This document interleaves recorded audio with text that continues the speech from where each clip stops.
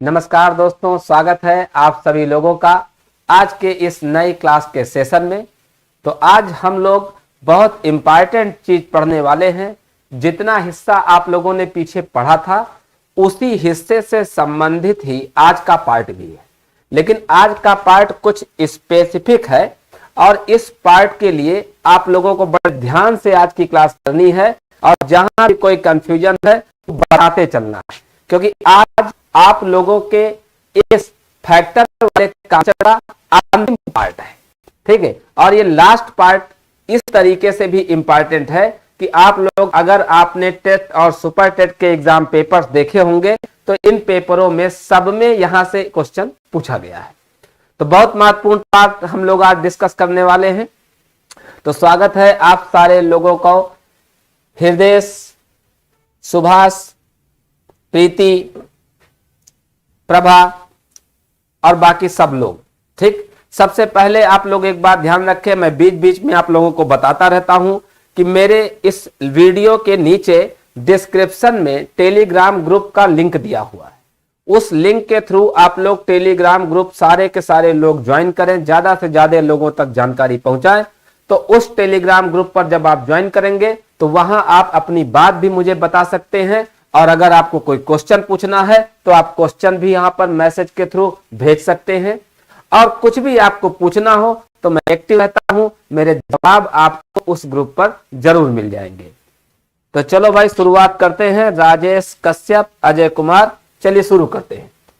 ठीक, आज की क्लास में सबसे पहले पीछे हम लोगों ने पढ़ा था कि इवन फैक्टर कैसे निकालते हैं, ऑड फैक्टर कैसे निकालते हैं, टोटल फैक्टर्स कैसे निकालते हैं।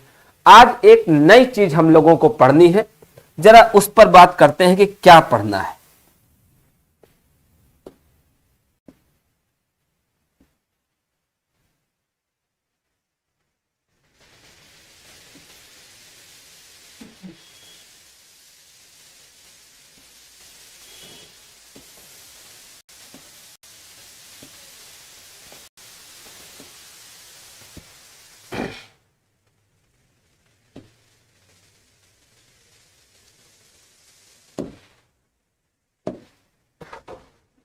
एक क्वेश्चन ये आपकी स्क्रीन पर मैंने दिया, 105 के कुल कितने गुणनखंड 3 के भाजक हैं। ठीक, तो इस टाइप का क्वेश्चन देखिए क्या है। 105 के कुल कितने गुणनखंड 3 के भाजक हैं। भाजक का मतलब मैंने कहा कि चाहे आपसे कहे कि भाजक है और चाहे आपसे कहे कि गुणनखंड है, दोनों वर्ड इस्तेमाल किए जाते हैं। 105 के कुल कितने गुणनखंड, लेकिन कुल गुणनखंड नहीं बताना है, कुल कितने गुणनखंड 3 के भाजक हैं।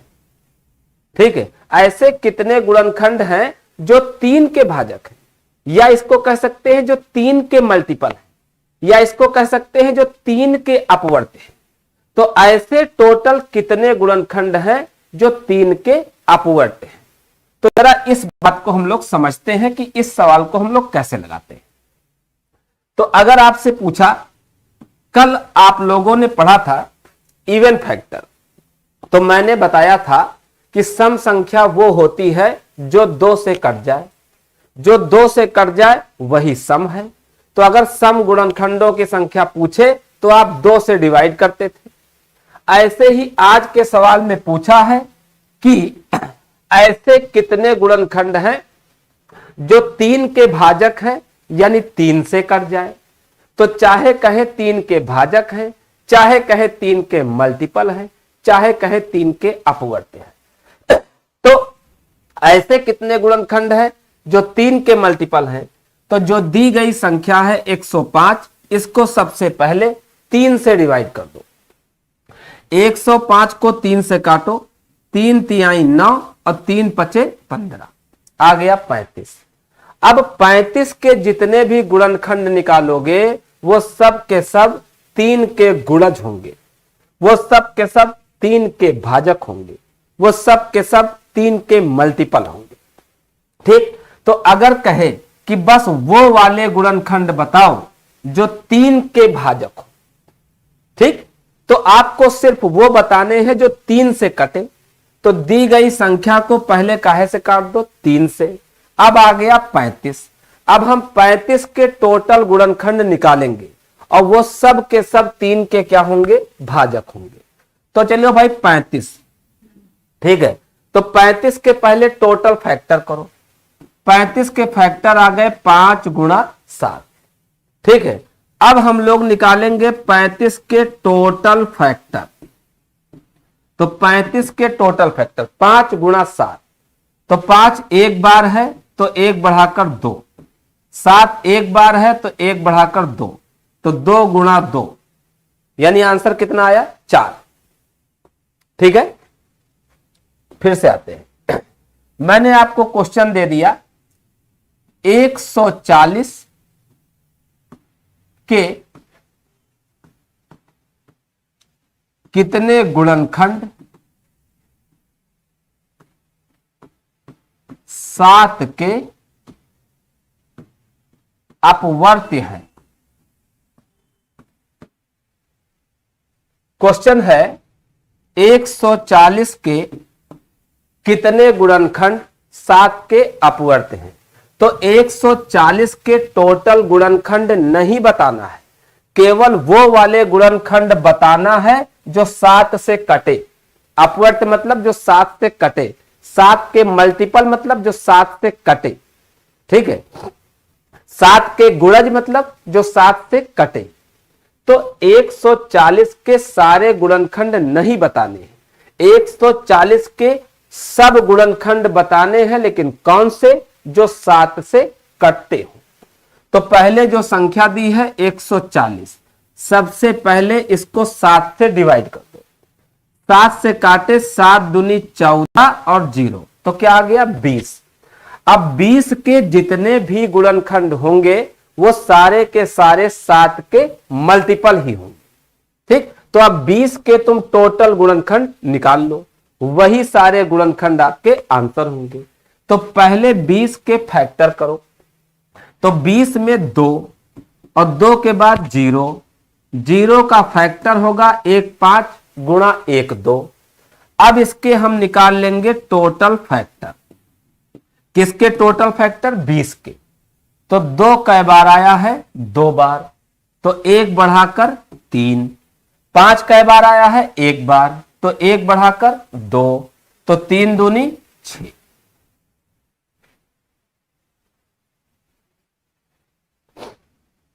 ठीक है। देव यादव बोलते हैं कि नहीं समझ में आया। ठीक है देव, अभी घबराइए मत, अभी तो मैंने स्टार्टअप लिया है, ठीक है। हाँ, समझ में 100% आ जाएगा, बस थोड़ा रिलैक्स रहो। जैसे अभी मैसेज भेजा है ऐसे ही जैसे समझ में आ जाए मैसेज भेज देना। अगला क्वेश्चन देखें। क्वेश्चन है 60 600 के कितने गुणनखंड 600 के कितने गुणनखंड 5 के अपवर्त्य हैं। ठीक है, यानी 600 के सारे गुणनखंड आपको नहीं बताने हैं, 600 के केवल वो गुणनखंड बताने हैं जो 5 के अपवर्त्य हो, यानी जो 5 से कटते हो। तो अगर 5 से कटने वाले ही बताने हैं तो सबसे पहले 600 को 5 से काट दो, डिवाइड कर दो। तो 600 को 5 से काटो, 5 एकम 5 बचा 1, 5 दूनी 10 और 0, तो कितना आ गया 120। अब हम लोगों से 600 के गुणनखंड पूछे गए, लेकिन वो वाले बताने थे जो 5 से कटे। तो पहले 600 को 5 से काट दो, जो बचा है 120। अब 120 के टोटल गुणनखंड निकाल लो, वो सब के सब क्या होंगे, 5 के मल्टीपल होंगे, या 5 के गुणज होंगे, या 5 के अपवर्त्य होंगे। तो 120 के फैक्टर करो। 120 में हम लोग देखते हैं कि एक तो 0 है और बाकी क्या है, 12 है। तो 12 के फैक्टर करो, 2 2 दूनी 4, 4 तिहाई 12, तो ये तो 12 का फैक्टर हो गया, फिर एक 0 है, तो एक 0 का फैक्टर 1 5 गुणा 1 2, ये कर दिया। ठीक है, अब क्या करेंगे, अब इसी 120 के टोटल फैक्टर निकाल लो। ठीक है, ये तो सब प्राइम फैक्टर हो गए, अब निकालेंगे टोटल फैक्टर। तो 2 कितनी बार आया है, 1 बार, 2 बार, 3 बार, तो 2 आया है 3 बार, तो 1 बढ़ाओ 4, 3 आया है 1 बार, तो 1 बढ़ाओ 2, 5 आया है 1 बार, तो 1 बढ़ाओ 2, इंटू कर दो, 4 दूनी 8 दूनी 16, तो आंसर हमारा कितना हुआ, 16।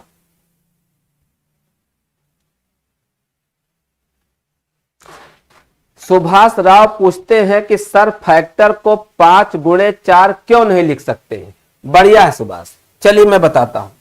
देखिए, जब भी हम लोग किसी के फैक्टर करेंगे, जब भी, सदैव के लिए बात याद रखना, जब भी हम किसी के फैक्टर करें तो हमेशा अभाज्य गुणनखंड करें, हमेशा प्राइम फैक्टर करें।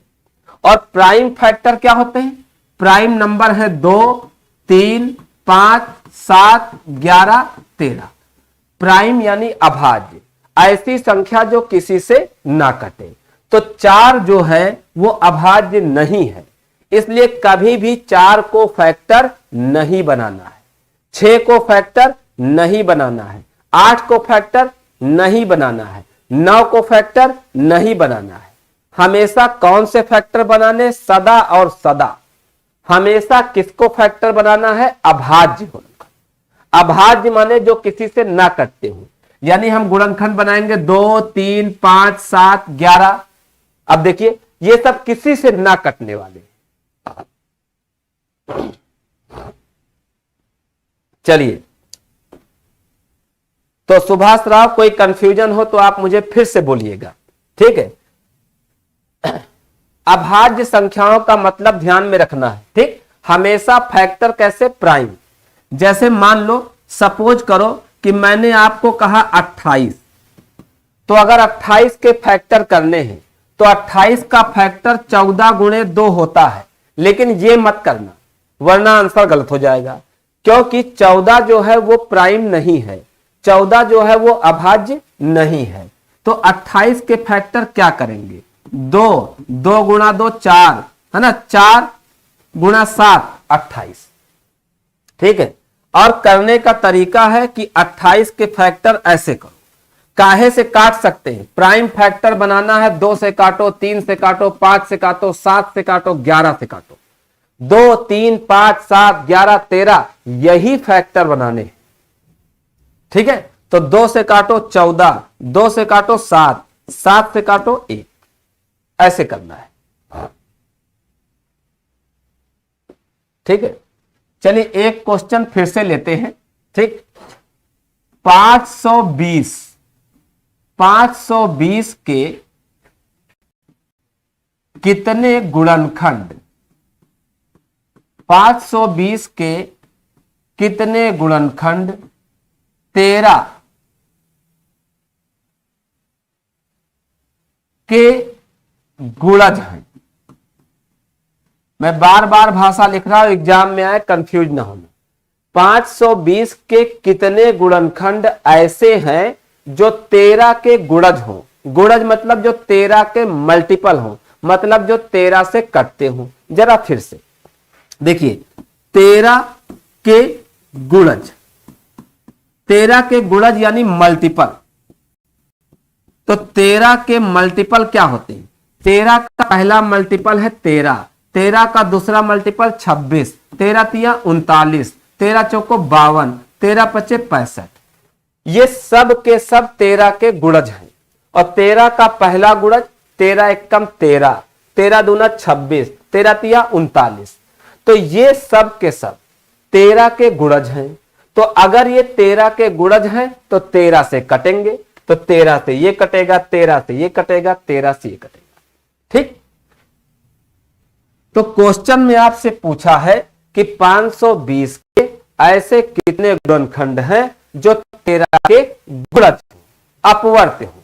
तो हम लोग क्या करेंगे, सबसे पहले 520 को 13 से काट दो, क्योंकि बस 13 के गुणज ही लेने हैं। तो पहले 13 से काटो, तो 13 चौको 52 और ये 0, तो यहां कितना आ गया 40। अब सबसे पहले 40 के फैक्टर करो, तो 40 में एक 0 है, एक 4 है, ठीक। तो 4 का फैक्टर 2 गुणा 2, और फिर एक 0 का फैक्टर 5 गुणा 2। तो ये तो हो गए 40 के प्राइम फैक्टर। अब हम लोग निकालेंगे टोटल फैक्टर, 40 के टोटल फैक्टर। तो 2 कै बार आया है, 1 2 3 बार आया है, तो 1 बढ़ाकर 4, और 5 कै बार आया है, 1 बार, तो 1 बढ़ाकर 2, और 4 गुणा 2 कितना आया 8। चलिए, प्रभा का आया है, प्रीति का आया है, 2 लोगों का आंसर आया, ठीक है। बाकी लोग अभी निकाल नहीं पाए, कोई बात नहीं, ठीक है। आप प्रयास करें, ठीक है, मैं भी प्रयास करता हूं। फिर से एक क्वेश्चन देखते हैं, फिर से एक क्वेश्चन देखते हैं। 720 के कितने गुणनखंड, 720 के कितने गुणनफल 8 के गुणज हैं। 720 के कितने गुणनखंड 8 के गुणज हैं। तो यहां मतलब ये समझो कि 720 के सारे गुणनखंड नहीं बताने, केवल वो बताने हैं जो 8 से कटे। तो सबसे पहले जो संख्या दी है इसको 8 से काट ले, इसको 8 से काटोगे, 8 9 72 0, 90 आ गया। अब 90 के जितने टोटल फैक्टर होंगे वो सारे के सारे 8 से कटेंगे। तो अगर आपसे कहे कि 8 से जो कटते हैं वो कितने फैक्टर हैं, तो जो दी गई संख्या है पहले उसको 8 से काट दो, आ गया 90। अब 90 के जितने फैक्टर आएंगे वो सब के सब 8 के गुणज होंगे।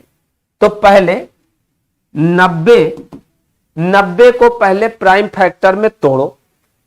90 में एक 9 है, एक 0 है, तो 9 का गुणनखंड 3 गुणा 3, और एक 0 का गुणनखंड 5 गुणा 2, ऐसे कर लो। अब निकालो टोटल फैक्टर, अब निकालो टोटल फैक्टर। तो टोटल फैक्टर का तरीका, 3 कै बार है, 3 आया है 2 बार, तो 1 बढ़ाकर लिखो 3। 5 आया है 1 बार, तो 1 बढ़ाकर लिखो 2। 2 आया है 1 बार, तो 1 बढ़ाकर लिखो 2, तो आ गया 3 दूना 6 दूना 12। तो आंसर आया सुभाष का, प्रभा का और प्रीति का। 3 लोगों का आंसर आया भाई। जरा एक बार मैसेज तो करें कि क्या ये बात आप समझ नहीं पा रहे हैं, ठीक है, कोई कंफ्यूजन आ रहा है इसको समझने में। जरा मैसेज डाल दें एक बार भाई, ठीक है, क्योंकि मुझे तो लग रहा है कि बात पूरी हो गई, अब आपसे बनना चाहिए। तो अगर नहीं बन रहा है तो कोई ना कोई तो रीजन है, खोजा जाए।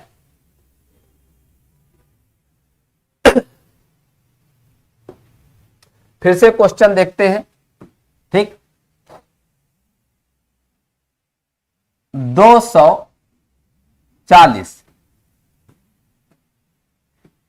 के कितने गुणनखंड 3 के अपवर्त्य हैं। मैं कभी लिख रहा हूं अपवर्त, कभी लिख रहा हूं गुणज, ठीक है। अपवर्त कहें या गुणज कहें एक ही बात है। इंग्लिश में कहेंगे तो मल्टीपल कहेंगे। चलिए हृदय, कुछ लोगों का आंसर आया है कि कोई कंफ्यूजन नहीं है। संतोष का भी आंसर आया है 12। ऋषि कह रहे समझ गए, बहुत बढ़िया, कॉन्सेप्ट क्लियर हो गया। देखिए जितने लोग हैं सारे लोग मैसेज भाई जरूर किया करो। आप लोगों के मैसेज से ही मेरा कॉन्फिडेंस बढ़ता है कि हाँ जो मैंने पढ़ाया वो आपको समझ में आया। और अगर तुम लोग कहते हो सर बढ़िया एकदम समझ में आ गया, तो आप नहीं जानते हो कि मेरा दिमाग बहुत बढ़िया काम करना शुरू कर देता है। ठीक, तो जरा फटाफट मैसेज करते रहो, समझ में ना आए चिल्लाए रहो, समझ में आए तब भी तो बताए रहो। ठीक है, 240 के कितने गुणनखंड 3 के अपवर्त हैं? यानी 240 के सारे गुणनखंड नहीं बताने हैं, केवल वो वाले बताने हैं जो 3 से कटे। तो सबसे पहले 240 को 3 से काट दो, तो 3 से काटो, 3 अट्ठे 24 और 0, ये क्या आ गया 80। अब बस 80 के गुणनखंड निकाल लो, टोटल निकालना है। ठीक, तो पहले 80 के फैक्टर करो। 80 में एक 8 है, एक 0 है, तो 8 का गुणनखंड होगा 2, 2 दूनी 4, 4 दूनी 8, 8 हो गया। इसके बाद 0, 0 का गुणनखंड होगा 1, 5 गुणे 1, 2, ये हो गया। ठीक है, अब हमने 80 के प्राइम फैक्टर कर लिए। अब हम निकालेंगे 80 के टोटल फैक्टर, 80 के टोटल फैक्टर। ठीक, तो क्या करना है, 2 कई बार आया है, 1, 2, 3, 4 बार आया है, 4 बार आया है, तो 1 बढ़ा लो 5। 5 कितनी बार आया है, 1 बार आया है, तो 1 बढ़ा के 2, तो 5 गुणा 2 कितना आंसर आया 10।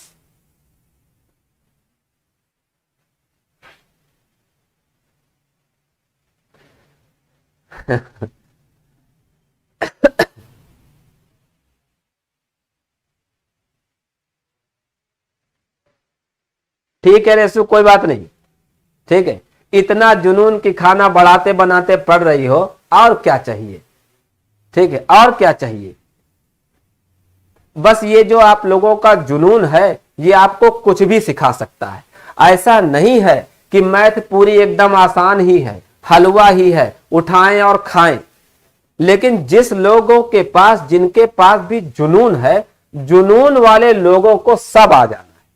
ठीक है, थोड़ी बहुत समस्याएं आएंगी, थोड़ी बहुत दिक्कतें आएंगी, लेकिन आप बार बार मुझको इशारा देते जाए, हम लोग मेहनत करते जाएंगे, ऐसे करते करते सीख जाएंगे। प्रभा सिंह 20 कहां से आंसर आ गया, 20 तो नहीं आएगा, 20 तो नहीं आएगा भाई।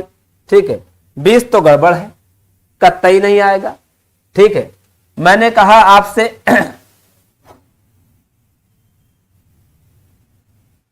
1050 के 1050 के कितने गुणनखंड 5 के गुणज हैं? 1050 के कितने गुणनखंड 5 के गुणज हैं? चलिए ये वाला सवाल जरा आंसर देने की कोशिश करो। 1050 के कितने गुणनखंड 5 के गुणज हैं? तो 5 के गुणज बताने हैं। तो सबसे पहले जो संख्या दी है 1050, पहले इसको 5 से काट दो। ठीक है, तो 5 से इसको काटेंगे तो 5 दूना 10। ठीक, फिर 5 एकम 5, 5 जीरो 0, तो आ गया 210। ठीक, अब हम लोगों को सिर्फ 210 के फैक्टर निकालने। तो पहले 210 इसके प्राइम फैक्टर करो। तो 210 में ये है 21 और बाद में क्या है 0। तो पहले 21 के फैक्टर करो। तो 21 का फैक्टर 7 गुणा 3 प्राइम होने चाहिए, और उसके बाद 0, 0 का फैक्टर 5 गुणा 2। ठीक, अब आप निकालिए 210 के टोटल फैक्टर, 210 के टोटल फैक्टर।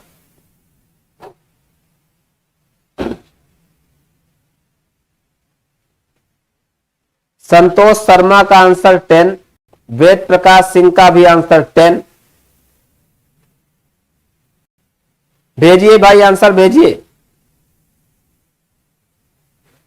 कह रहे क्वेश्चन की नंबरिंग कर दिया करिए। ठीक है भाई, नंबरिंग कर देंगे। अभी तो मैं आपको थ्योरी पूरी बता रहा हूं, इसके बाद अभी मैं क्वेश्चन का जो आप लोग एमसीक्यू करते हैं वह भी है। अभी ये सारी बात आप समझ तो जाए पहले। डायरेक्ट क्वेश्चन से वो लोग सीख सकते हैं जिन्हें पहले ही आता हो। जिन्हें कुछ नहीं आ रहा है उनको पहले बेस से चीजों को सीखना पड़ता है। इसके बाद मैं अभी आपको एमसीक्यू दूंगा तो इंपॉर्टेंट जो क्वेश्चन है उनका सेट भी अभी कराऊंगा, लेकिन पहले आप समझ तो जाओ, फिर सेट तो खुद ही कर लोगे। सुभाष, प्रीति, वेद प्रकाश, प्रभा, आप सब लोगों का आंसर आया 16। तो 210 के टोटल फैक्टर, तो यहां देखो 7 कै बार आया, एक बार, तो 1 बढ़ा के 2। 3 कै बार आया, एक बार, तो 1 बढ़ाकर 2। 5 कै बार है, एक बार, तो 1 बढ़ा के 2। और 2 कै बार है, एक बार, तो 1 बढ़ा के 2। गुणा करो, 2 दूनी 4, 4 दूनी 8, 8 दूनी 16। तो आंसर कितना आएगा? 16 आएगा।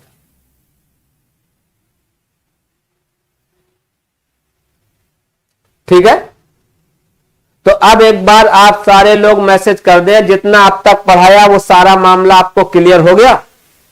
ये सारी बात आप लोगों को समझ में आ गई हो तो हम लोग एक स्टेप और आगे बढ़ते हैं। ठीक है, फटाफट एक बार मैसेज मार दीजिए। अगर हर एक चीज यहां तक समझ में आ गई है तो एक बार आप मैसेज कर दें। एक और सबसे इंपॉर्टेंट, सबसे खास और सबसे आखिरी बात, फैक्टर के सिस्टम में, ठीक, एक बात पढ़नी बची है बस। उसके बाद आप लोग ये मान लेना कि एक क्वेश्चन आपका फैक्टर से पक्का हो गया। ऐसे ही एक एक क्वेश्चन हमें पक्के करने चलने। ठीक, अब आप लोग चाहे टेट की कोई बुक हो, चाहे सुपर टेट की कोई बुक हो, आप फैक्टर वाले, गुणनखंड वाले सवाल ढूंढिएगा। ठीक, चाहे जहां के सवाल आए हो, इसके बाहर क्वेश्चन ही नहीं होंगे, सब आप लोग लगा लेंगे। मैंने आपका सारा पेपर देख लिया है, इससे ज्यादा औकात ही नहीं है कि आपके वहां पूछा जा सके।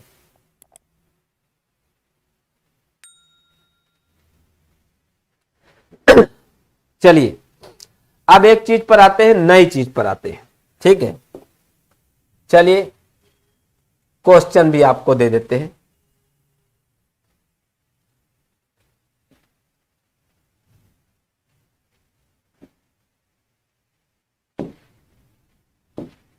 चलिए अब ये क्वेश्चन आपके पास, पहला सवाल मैंने दे दिया रिटन में। ठीक है, इस सवाल को देखें क्या है। 96 के सभी गुणनखंडों का योगफल। इस बार सवाल बदल गया। योगफल का मतलब होता है सम, इंग्लिश में कहते हैं सम।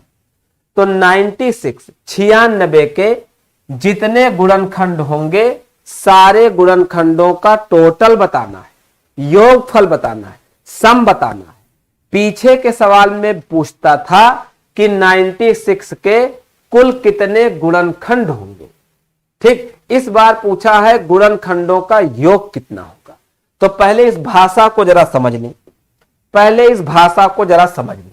जैसे अगर मैं आपसे कहूं कि 24 के गुणनखंड बताओ, तो कौन कौन है? 24 1 से कटेगा, 24 2 से कटेगा, 24 3 से कटेगा, 24 4 से कटेगा, 6 से कटेगा, 8 से कटेगा, 12 से कटेगा और 24 से कटेगा। तो ये सारे के सारे क्या है? 24 के गुणनखंड हैं। अगर मैं कहूं कि 24 के कुल कितने गुणनखंड हैं, तो 1 2 3 4 5 6 7 8। तो 24 के कुल कितने गुणनखंड हैं? 8 गुणनखंड है। ठीक है, फिर से देखें। अगर हम आपसे कहें कि भाई 12 के कुल कितने गुणनखंड हैं, तो 12 काहे से कटेगा? 1 से। 1 से तो हर एक कटता है, तो 12 काहे से कटेगा? 1 से। फिर 12 किससे कटेगा? 2 से। फिर 12 कैसे कटेगा? 3 से। फिर 12 कैसे कटेगा? 4 से। फिर 12 कैसे कटेगा? 6 से। फिर 12 कैसे कटेगा? 12 से।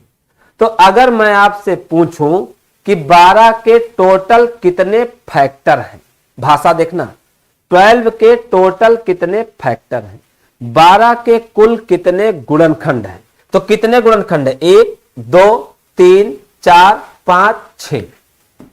तो 12 के कुल कितने गुणनखंड हैं? 6।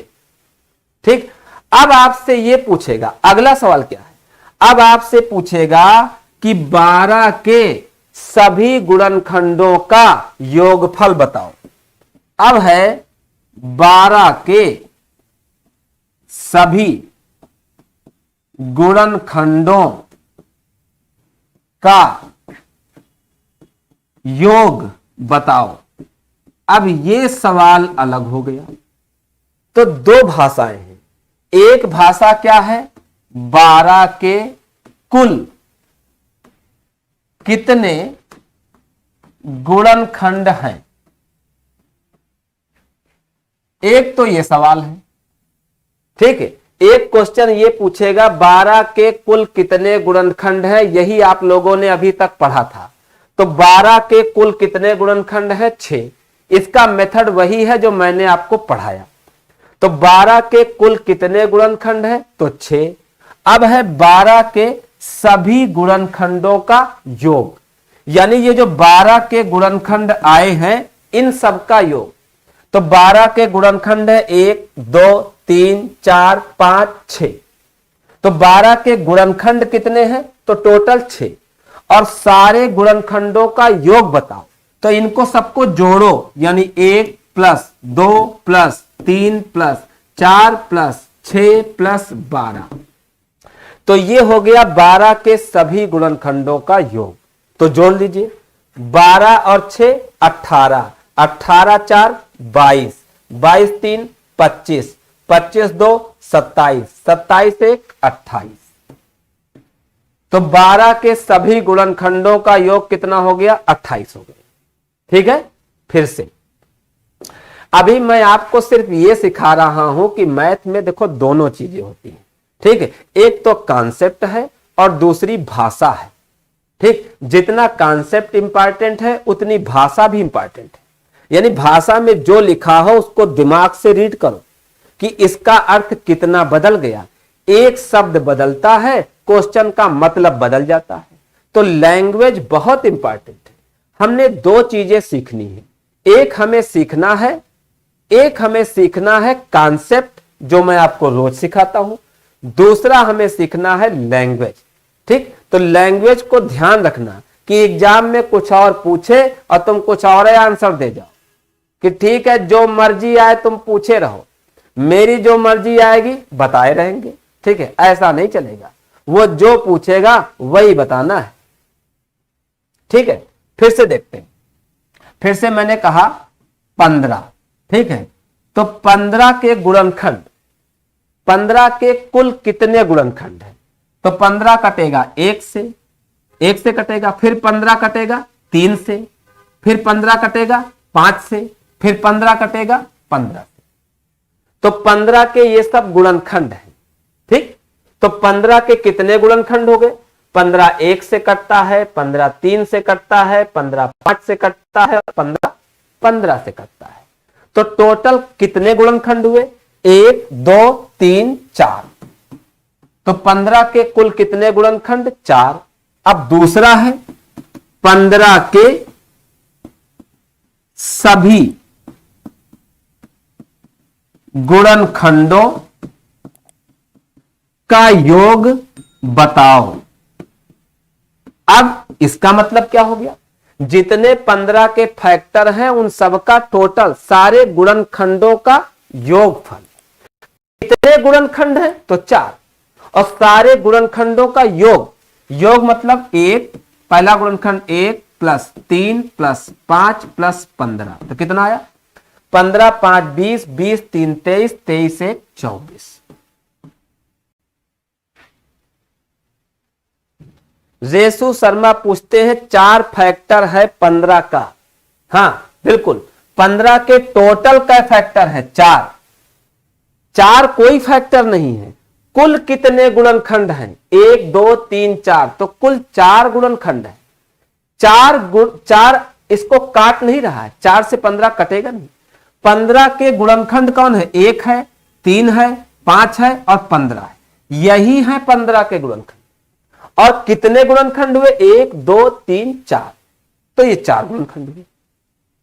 ठीक है, अब देखिए, अब ये जो बात आपने सीखी, ये जो आपने मेथड सीखा, ये मेथड जो है छोटे छोटे सवालों के लिए कारगर है, लेकिन आपके एग्जाम में थोड़ा बड़ा सवाल आता है तो ये वाला मेथड काम नहीं करेगा। अब तक जो मैंने पढ़ाया वो ये था कि आप सारा कॉन्सेप्ट, सारी बात समझ जाए। ठीक, तो आपको मैंने बताया कि इसका मतलब क्या होता है। अब हम लोग इस सवाल का मेथड पढ़ेंगे। ठीक, तो मेथड पर आते हैं, इस क्वेश्चन के मेथड पर आते हैं। ठीक है, ये आइए, 96 के सभी, धनात्मक का कोई मतलब नहीं होता, धनात्मक तो लेते ही, ऋणात्मक कुछ होते नहीं, तो ये लिखा हो या ना लिखा हो, 96 के सभी गुणनखंडों का योगफल बताना है।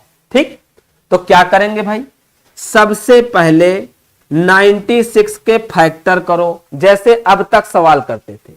96 के सभी गुणनखंडों का योगफल, अब मैं मेथड सिखा रहा हूं, तो पहले 96 के फैक्टर करो, काटो इसको, 96 को 2 से काटो, 2 चौको 8, 2 अठे 16, फिर 2 से काटो, 2 दूनी 4, 2 चौको 8, फिर 2 से काटो, 2 एकम 2, 2 दूनी 4, फिर 2 से काटिए, 2 छंग 12, फिर 2 से काटिए, 2 तिहाई 6, फिर 3 से काटिए, 3 एकम 3, ये सारे के सारे फैक्टर आ गए। तो 96 के फैक्टर क्या है, 2 गुणा 2 गुणा 2 गुणा 2 गुणा 2, कै बार है, 1 2 3 4 5 बार है। तो 5 बार है तो इसको हम लिख सकते हैं 2 की घात 5, और 3 कै बार है, 1 बार, तो इसको हम लोग लिखेंगे 3 की घात 1। अब हमारा सवाल है योगफल का, अब हमें योगफल निकालना है। योगफल निकालने का तरीका सीख लो। कितने फैक्टर हैं इसमें, एक तो 2 है और दूसरा 3 है, और 2 कितनी बार है, 5 बार है। 2 कितनी बार है, 5 बार है। ठीक है, तो अगर 2 5 बार है तो याद करिए, इससे पहले 5 बार होता था तो एक बार बढ़ा के 6 बार करते थे, लेकिन यहां जरा ढंग बदलेगा। क्या करना है, अगर ये 5 बार है तो सबसे पहले लिखेंगे 1, 1 के बाद प्लस, ये कितना है, 2, तो अगर 2 है तो 2 के मल्टीपल चलाएंगे, पहले 1, फिर 1 में 2 से गुणा करो 2, फिर 2 में 2 से गुणा करो, 2 दूनी 4, फिर 4 दूनी 8, फिर 8 दूनी 16। ठीक, कई बार लिखना है, 5 पद थे तो 6 बार, 1 2 3 4 5, तो 16 दूनी 32, इतना लिख दो। ठीक है, इसके बाद फिर करेंगे इंटू। इंटू में देखो 3 की पावर क्या है, 1 बार, तो अगर 1 बार है यानी 1 पद है ना, तो 1 बढ़ा के 2 पद लिखने, 2 पद लिखने, शुरुआत 1 से होगी, तो पहले लिखेंगे 1, फिर ये किसका मल्टीपल होगा, 3 का, तो पहला 1 और 1 के बाद क्या लिखेंगे, 3। अब इनको सबको जोड़ो, जोड़िए। ठीक है, 32 और 16 48, 48 और 8 56, 56 और 4 60, 60 2 62, 62 1 63, 63 के बाद फिर गुणा, 3 और 1 4, तो 63 गुणा 4, 63 को 4 से इंटू करो, 4 तिहाई 12, 4 छंग 24 1 25। यही है, ठीक है, सबसे फैक्टर का सबसे खतरनाक क्वेश्चन। ठीक है, सबसे खतरनाक क्वेश्चन यही है। इस पर, इस वाले सेगमेंट पर हमें खूब प्रैक्टिस करनी है। आप घबराए ना, परेशान ना हो, यह भी आएगा। ठीक है, परेशान ना हो। आप सोचते एक बार बताया, एक ही क्वेश्चन में पकड़ जाएं, एक ही क्वेश्चन में नहीं पकड़ पाओगे। इस पर थोड़ी मेहनत करनी है, यानी एक पूरी क्लास 1 घंटे की चाहिए। ठीक, तो इस वाले सेगमेंट के लिए आप परेशान ना हो, खाली पेशेंस बना के रखें। कल हम लोग यही पढ़ेंगे। कल की पूरी क्लास में मैं इसी बात को पढ़ाऊंगा। एक छोटा उदाहरण और देते हैं, कल यही पढ़ाएंगे, घबराइए मत, पूरा 1 घंटा यही पढ़ाएंगे और जब तक दिमाग में घुस न जाएगा छोड़ेंगे नहीं। और अगर आप लोगों ने एग्जाम का पेपर नहीं देखा है तो कृपया देख लो, जितने पेपर सेट हैं टेट वाले देख लो, सुपर टेट वाले देख लो। क्वेश्चन तो ये आ रहा है आपके एग्जामों में, ठीक है, क्वेश्चन तो ये पूछा जा रहा है, ठीक। तो कैसे करना है, कैसे सीखना है, इसके लिए 1 घंटे का आप समय दीजिएगा और फिर कहना। मैं मानता हूं कि कठिन है, लेकिन मैं भी तो ठीक हूं। अगर ये कठिन है तो इसके सामने मैं भी तो खड़ा हूं, घबराइए नहीं। अगले क्वेश्चन पर एक छोटा सवाल मैं आपको और देता हूं। क्वेश्चन है 30, क्वेश्चन है 30 के सभी गुणनखंडों का योग बताओ। ठीक है, 30 के सभी गुणनखंडों का योग बताओ। ठीक, तो पहला काम तो वही, सबसे पहला काम 30 के फैक्टर करो। तो 30 में क्या हो गया 3 और 0 का मतलब 5 गुणे 2, तो फैक्टर हो गए। अब हम लोग निकालेंगे योगफल। क्या निकालेंगे? योग। कैसे निकालते हैं?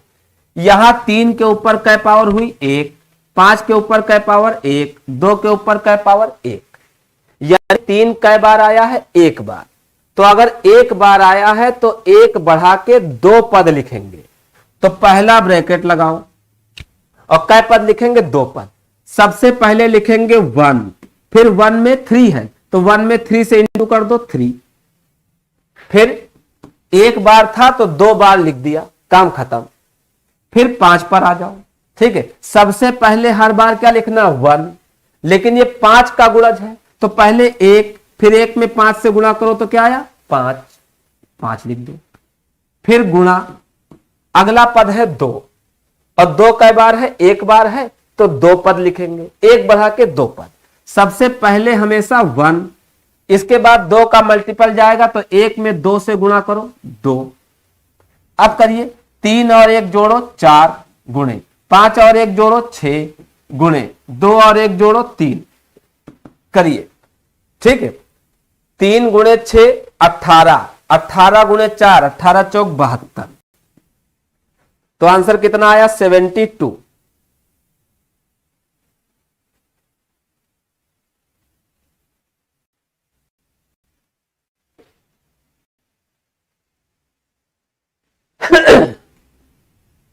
ठीक है, चलिए फिर से मैं एक बार बात आपको दिखाता हूं। ठीक है, एक केस हम लोग फिर से देखते हैं। ठीक, एक केस मैंने दिया,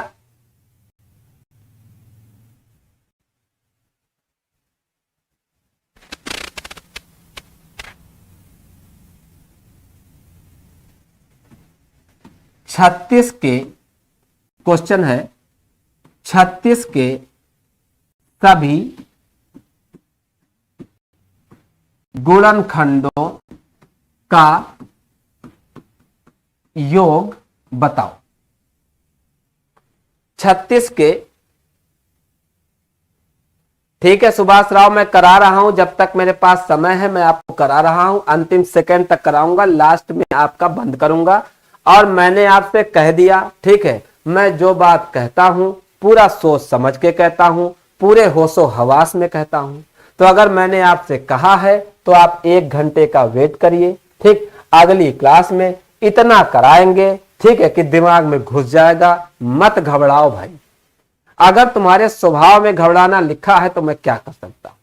ठीक है, कल तक 24 घंटे हैं, जितना मर्जी आए घबरा लो। ठीक है, कल तो ये खत्म हो ही जाएगा। देखिए, 36 के सभी गुणनखंडों का योग बताना है। तो पहले 36 के फैक्टर करो। तो 36 के फैक्टर इधर कर लो। 36 को काटो 3 से, तो 3 से काटो तो 12, फिर 12 को 3 से काटो तो 4, फिर 2 से काटो 2 दूनी 4, फिर 2 से काटो 2 1 कम 2। तो भैया 36 के फैक्टर क्या आ गए? 36 के फैक्टर आ गए 3 गुणा 3 गुणा 2 गुणा 2, 3 गुणा 3 गुणा 2 गुणा 2, ऐसे भी लिख सकते हैं। अब यहां देखो 3 कै बार है 2 बार और 2 कै बार है 2 बार। अब हमको इसका क्या निकालना है, योगफल। तो कैसे निकालते हैं, 3 अगर योगफल निकालना तो 3 कै बार है 2 बार है, तो 1 बढ़ा के 3 पद लिखेंगे। शुरुआत हमेशा 1 से होगी, तो पहला तो 1, फिर 3 3 से गुणा करते जाओ, 3 के मल्टीपल है ना, 3 3 से गुणा। सबसे पहले 1 में 3 से गुणा करो 3, फिर 3 में 3 से गुणा करो 9। तो पहला तो 1, फिर 3 से गुणा करो 3, फिर 3 में 3 से गुणा करो 9। तो 2 बार था 3 बार लिख दिया। अब इस पे आ जाओ, फिर इंटू के बाद इस पर आ जाओ 2 पर। तो 2 कै बार है 2 बार है, तो 1 बढ़ाकर 3 बार लिखा जाएगा। सबसे पहले हमेशा क्या लिखेंगे 1, ये किसके गुणज होंगे 2 के, तो 2 2 से गुणा करते चलना। 1 में 2 से गुणा करो 2, फिर 2 में 2 से गुणा करो 4। तो 2 बार था तो कै पद लिखेंगे 3 पद। अब जोड़ो 9 9 3 12, 12 1 13, तो ये तो आ गया 13। फिर गुणा, इधर देखो 4 4 2 6, 6 और 1 7, तो 13 गुणे 7 पाला आता है, पाला आता है। 13 सत्ते कितना आ गया 91।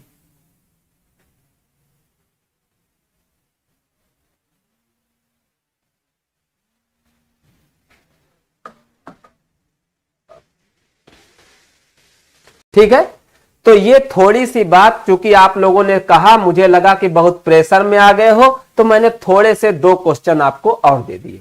तो कल की क्लास का अब वेट करिए, कल हम लोगों की फैक्टर की लास्ट क्लास होगी। फैक्टर कल पूरा खत्म हो जाएगा, उसके बाद इसी फैक्टर पर मैं कुछ क्वेश्चंस एमसीक्यू के रूप में आपके सामने फिर लेके आऊंगा। तो पहले कल पूरे इस चैप्टर को खत्म करेंगे, उसके बाद एक क्लास प्रैक्टिस सेशन की रखेंगे। तो उसमें जितना आपने पीछे पढ़ा उन सब के क्वेश्चन आपके बीच लेकर के आऊंगा। तो कल और परसों 2 दिनों में फैक्टर का काम खत्म हो जाएगा। इसके बाद एक नया बहुत धुआंधार कॉन्सेप्ट आपको पढ़ाऊंगा, जिसका नाम है शेषफल यानी रिमाइंडर। और शेषफल का सवाल आपके वहां लगातार आता है, और वो जबरदस्त तरीका आपको पढ़ाऊंगा कि कोई भी शेषफल का सवाल होगा चुटकियों में लगेगा, और कोई भी लगेगा। जैसे बाकी लोग क्या करते हैं कि जो वो मेथड देते हैं, जो वो मेथड आपको पढ़ाते हैं, वो 2 सवाल में लगेगा, बाकी में नहीं लगेगा। 5 सवाल सही होंगे, 6ठा गलत हो जाएगा। लेकिन मैं आपको जो पढ़ा रहा हूं, ठीक है, उसके बाद आप कहीं तक का सवाल लगाइए, आपके एग्जाम का पूरा लेवल कवर है, यानी कुछ और करना नहीं पड़ेगा। तो हम लोग पहले फैक्टर खत्म करते हैं, फिर इसके बाद उस नए कॉन्सेप्ट पर आते हैं जिसमें बहुत सारा लड़का बहुत परेशान रहता है, उसका नाम है शेषफल यानी रिमाइंडर। ठीक है, तो आज की क्लास आप लोगों ने इतने ध्यान से सुना, इसके लिए सबका बहुत बहुत धन्यवाद। लेकिन मेरी बात सारे लोग ध्यान रख ले, इस क्लास वीडियो के नीचे डिस्क्रिप्शन में लिंक दिया है हमारे टेलीग्राम ग्रुप का। तो जो मेरा टेलीग्राम ग्रुप है मैथ्स का, सारे लोग मैथ्स का टेलीग्राम ग्रुप ज्वाइन कर लें और वीडियो को खूब शेयर करें, ज्यादा से ज्यादा लोगों तक खूब शेयर करें। अगर आपको मजा आ रहा है, अगर मैं मेहनत कर रहा हूं, तो मेरा वीडियो शेयर होना चाहिए। ठीक, तो खूब जबरदस्त शेयर करिए। सारे के सारे लोग टेलीग्राम ग्रुप पर मेरे जुड़ जाओ, उस पर मैं सारे क्लास की पीडीएफ सारे क्लास दूंगा। आपको जो सवाल पूछना हो वो भी आप मेरे ग्रुप पर पूछ लेना, कोई भी बात होगी मैं ग्रुप पर आपको जवाब दूंगा। एक बार फिर से आप सारे लोगों का बहुत बहुत धन्यवाद। Thank you very much.